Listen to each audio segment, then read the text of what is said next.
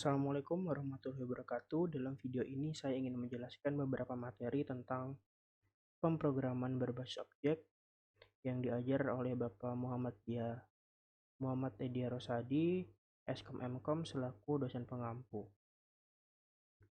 Sebelum masuk ke materi, saya ingin memperkenalkan diri. Nama saya Nanda Muhammad Rizky dengan NPM 20100100225 dari kelas 4A reguler Banjarbaru, jurusan Teknik Informatika. Materi yang akan saya jelaskan atau saya praktekkan nanti adalah tentang accessor, mirip dengan konsep getter yang merupakan sebuah metode yang digunakan untuk mengembalikan nilai dari field atau variabel yang memiliki hak akses private. Lalu ada mutator, mirip dengan konsep setter, di mana ada sebuah metode yang memiliki akses untuk merubah data variabel atau field yang memiliki hak akses private. Lalu ada inheritance, merupakan suatu proses menurunkan atau mewariskan sifat, atribut, metode dari kelas utama ke suatu kelas lainnya. Untuk melakukan pewarisan dapat menggunakan keyword extends. Lalu ada encapsulation, merupakan suatu proses membungkus sebuah atribut atau variabel ke dalam suatu metode. Pada encapsulation, variabel akan disembunyikan dari kelas dan package lain dan hanya dapat diakses dan dirubah value atributnya bila menggunakan suatu metode. Lalu yang terakhir ada polymorphism, di mana objek bisa memiliki banyak bentuk, bisa dari kelas parent superclass, namun value-nya bisa dipanggil menggunakan kelas turunannya. Sebuah kelas dapat bertingkah laku atau memiliki sifat kelas turunannya. Contoh, kelas parent object sama dengan new class turunannya.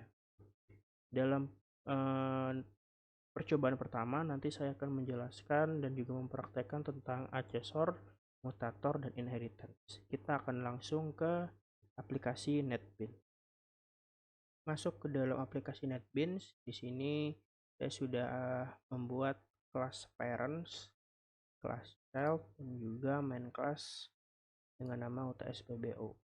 Dan juga di sini dipisahkan antara masing-masing kelas dengan package. Di sini ada di bagian package inheritance itu ada kelas child dan juga kelas parents. Lalu pada bagian UTS-PBO dan kelas ini ada UTS-PBO.java. Di sini kita akan menjalankan atau memanggil data dari kelas child dan juga kelas parent. Pada bagian kelas child, nanti di sini seperti penjelasan tentang inheritance. Di sini kita akan memanggil atau diwariskan dari kelas parents yaitu dengan perintah extend. Pada bagian kelas parents, di sini kita akan membuat atribut dan juga metode. Misalkan kita di sini bikin pertama atribut, dan misalkan private string, atau misalkan kita bikin nama. Kita coba dengan satu atribut dulu, lalu di sini kita bikin dua metode, yaitu ada accessor yang dimana itu adalah getter dan juga mutator yang dimana itu adalah setter. Sama kita tulis di sini dulu accessor sebagai getter, caranya dengan cara public string, misalkan get tadi karena nama, get nama, lalu buka tutup kurung, tutup kurung.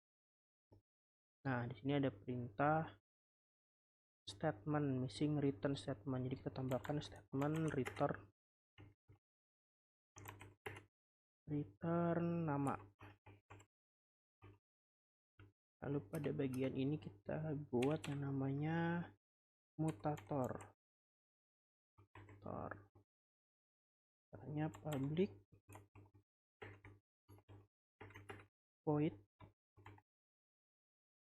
set nama, lalu bagian tutup kurung dalam kurung kita tambahkan parameter string nama. Dan di sini kita deklarasikan dengan cara this nama sama dengan nama. Jadi biar di sini nilainya tidak nol, bernilai pada bagian set nama. Lalu lanjut ke class child. Nah, di sini sebagai inheritance-nya tadi menggunakan extends. Jadi extends kita panggil class parent. Ya. Pada bagian class child di sini kita kosongkan saja karena di sini dia sudah mewarisi dari class parent. Jadi kita akan coba jalankan pada bagian main class ini. Ada main class tadi, hapus dulu. Terus kita pertama kita import class child. Cara import nama dari package-nya inheritance, lalu class child. Setelah itu pada bagian bawah ini kita bikin yang namanya object class child.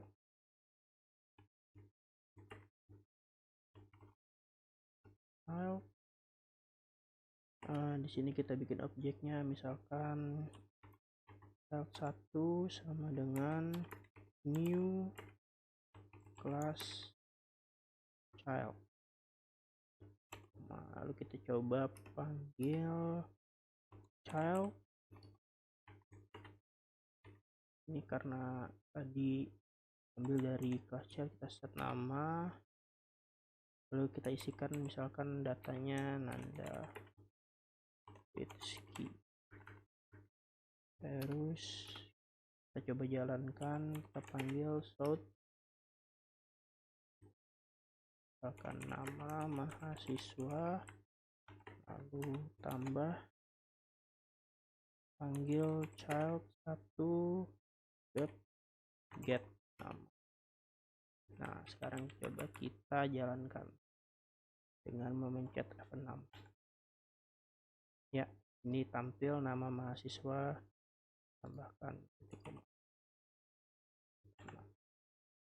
Ya, ini berarti berhasil mengambil data dari atau memanggil dari class chat. Padahal tadi dari class chat sendiri dia kosong, tapi karena dia mewarisi data dari class parents di sini dengan perintah extend class parents, jadi dia otomatis memanggil dua metode ini dan juga satu variabel. Mungkin sekian dulu penjelasan tentang inheritance, adjustor, dan juga mutator. Kita akan lanjut ke encapsulation. Oke, kita lanjut di encapsulation. Encapsulation sendiri sebenarnya secara struktur dia lebih ke validasi ya. Jadi penggunaan if, dan syaratnya sendiri harus atribut bersifat private. Lalu pada bagian method itu minimal harus memiliki dua metode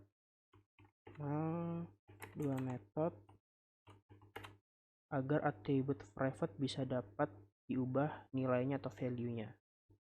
Dua metode agar atribut private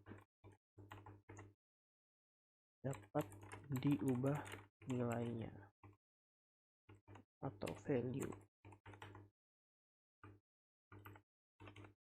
Oke, ini kita bikin dulu atribut, misalkan sebelumnya ini saya sudah bikin kelas mahasiswa dan juga package encapsulation di sini, dan kita bikin dulu atribut yaitu private, misalkan string, tipe data string, nama, terus private string lagi, misalkan npm. Nah, di sini kita bikin metode string.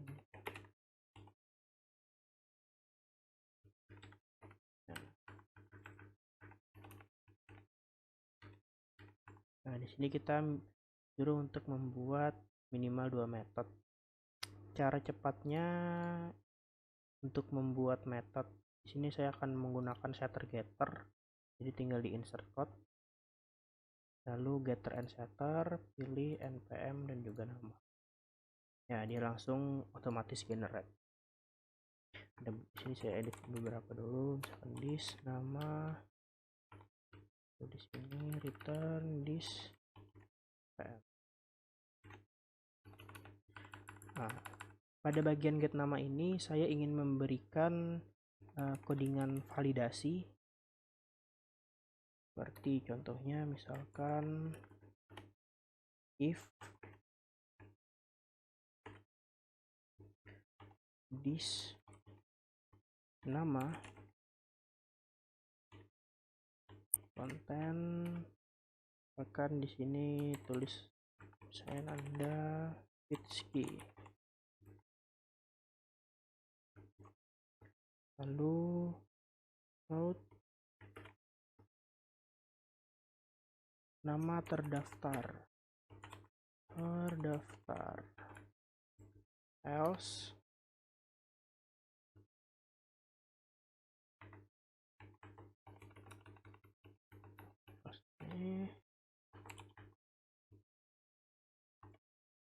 route tidak terdaftar. Jadi contain. Nah, jadi ketika nanti namanya bukan Nanda Fitski, dia akan otomatis tervalidasi bahwa tidak terdaftar. Kita juga bisa memberikan validasi if di bagian set nama, misalkan nilainya kosong, tidak ada tulisan ataupun karakter, dengan cara if this nama is empty, kosong,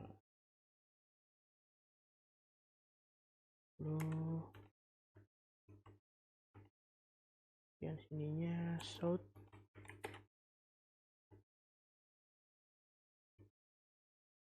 isi nama terlebih dahulu.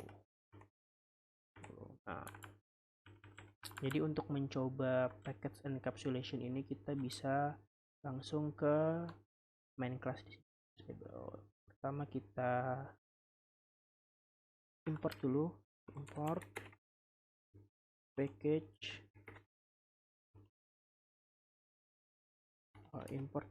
encapsulation mahasiswa, lalu kita bikin objek. Sini caranya mahasiswa MHS1 sama dengan new mahasiswa. Terus coba kita tuliskan mahasiswa 1 set nama tadi, nama, misalkan namanya kita isi, misalkan bukan Nanda Fitski tapi misalkan Muhammad. Terus out lagi mhs get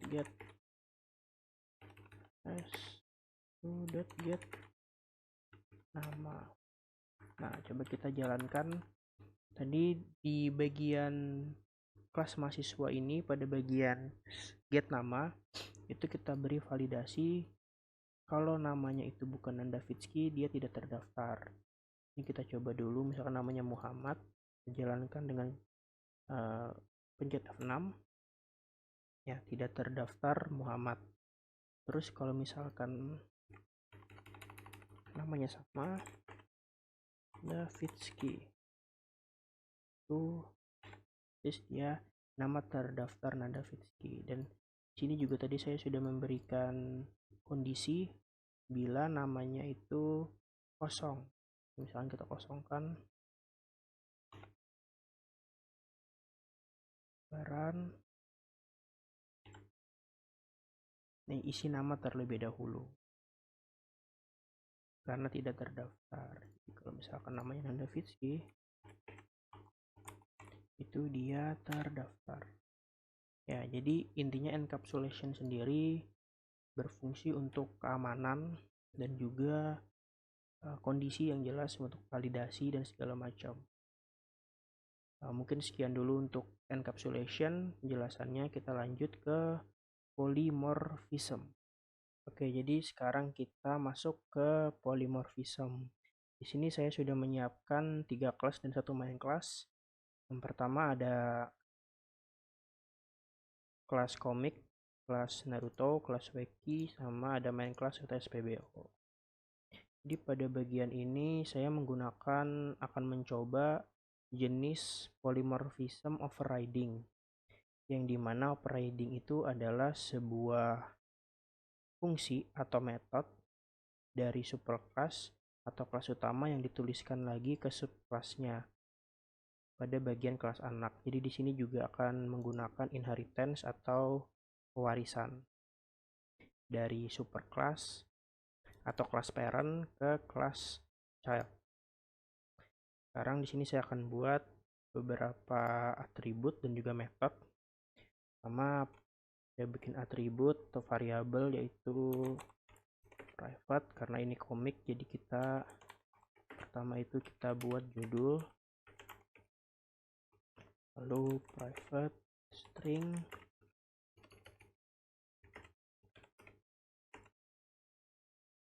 genre misalkan, terus private string misalkan jenis komik, lalu kita bikin metode. Di sini saya menggunakan otomatis menggunakan insert. Insert code, pilih getter dan setter, langsung pilih tiganya, wrap ya, otomatis. Di sini saya juga akan bikin yang namanya overridingnya, yang dimana nanti pada bagian saya membuat metode di superclass akan dituliskan kembali pada bagian subclass. Akan kita bikin metode simple aja kayak void public void akan judul. Di sini source akan judul awal Boruto. Nah, ini kita copy, lalu kita tuliskan pada bagian subclass di sini. Nah, sebelumnya di sini kita extend terlebih dahulu karena menggunakan inheritance. Extend comic berarti karena dia main kelas. Kita tuliskan lagi di sini. Berarti di sini Naruto Shippuden. Harus pada bagian ini kita juga extend comic. Nah, ini kita tuliskan lagi dan key final episode. Lalu pada bagian main class ini pertama kita import dulu beberapa kelas polymorphism comic, atau import polymorphism atau import polymorphism. Oke.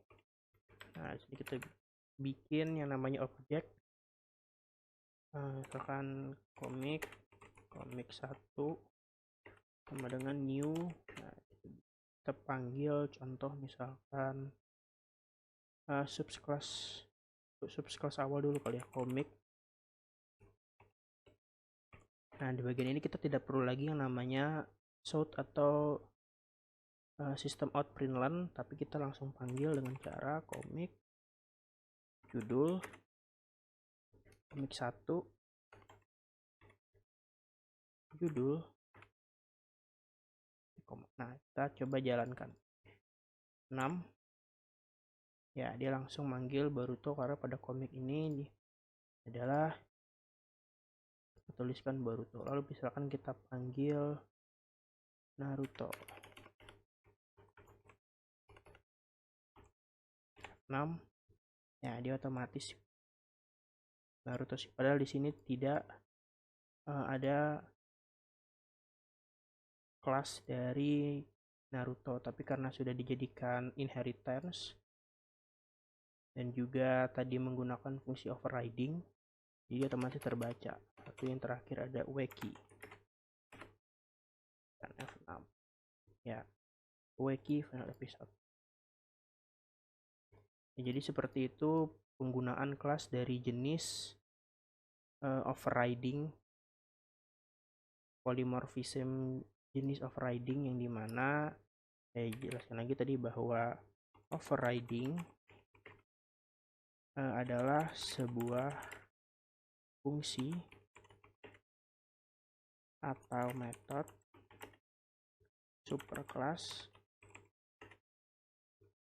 yang ditulis ulang atau ditulis kembali atau tulis ulang atau kembali pada bagian subclass atau kelas anak kelasnya. Seperti itu penjelasan sedikit tentang bagaimana penggunaan polymorphism jenis overriding. Ya, sekian dulu video dari saya. Mohon maaf jika ada beberapa penjelasan yang kurang bisa dimengerti. Saya akhiri. Wassalamualaikum warahmatullahi wabarakatuh.